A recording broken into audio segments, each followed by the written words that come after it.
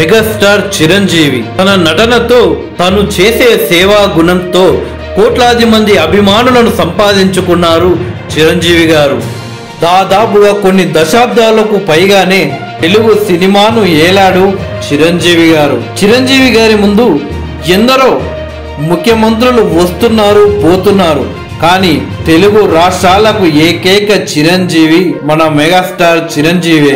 చిరంజీవి గారి కెరీర్ లో ఎన్నో సినిమాలు బ్లాక్ బాస్టర్ హిట్లను చూశాం.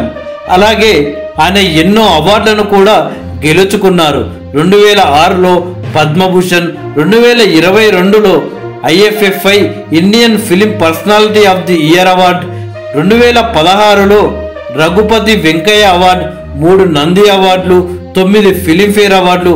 అయితే తాజాగా మెగాస్టార్ చిరంజీవి గారు పద్మ విభూషణ్ అవార్డు కూడా దక్కించుకోవడం జరిగింది. తాజాగా కేంద్ర ప్రభుత్వం మెగాస్టార్ చిరంజీవి గారికి ప్రతిష్టాత్మక పద్మ విభూషణ్ అవార్డుకు ఎంపిక చేయడం జరిగింది. దీంతో మరొకసారి ప్రతి తెలుగోడు గర్వపడేలా మెగాస్టార్ చిరంజీవి గారు చేశారు అని తెలుగు ప్రజలంతా ఆయనకు శుభాకాంక్షలు తెలియజేస్తున్నారు. తన డ్యాన్సులతో తెలుగు సినిమాలకు ఒక ట్రెండ్ సెట్ చేసిన మెగాస్టార్ చిరంజీవి ఇప్పుడు మరోసారి తెలుగు ప్రజలు గర్వపడేలా చేశారు అని ఆయన అభిమానులు సోషల్ మీడియా వేదికగా చిరంజీవి గారికి శుభాకాంక్షలు తెలియజేస్తున్నారు.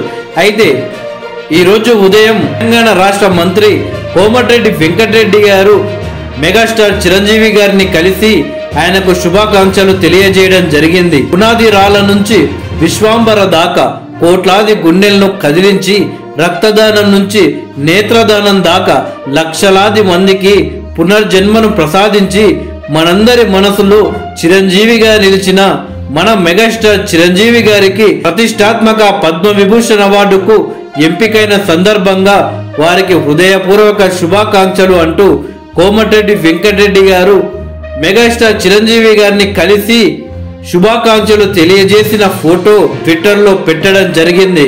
ఇప్పుడు 2 తెలుగు రాష్ట్రాల్లో కోమటిరెడ్డి వెంకటరెడ్డి గారి ట్వీట్ వైరల్ గా మారిపోయింది. మెగాస్టార్ చిరంజీవి గారితో పాటు పద్మ విభూషణ్ కి మరో 4గురిని ఎంపిక చేసింది కేంద్ర ప్రభుత్వం.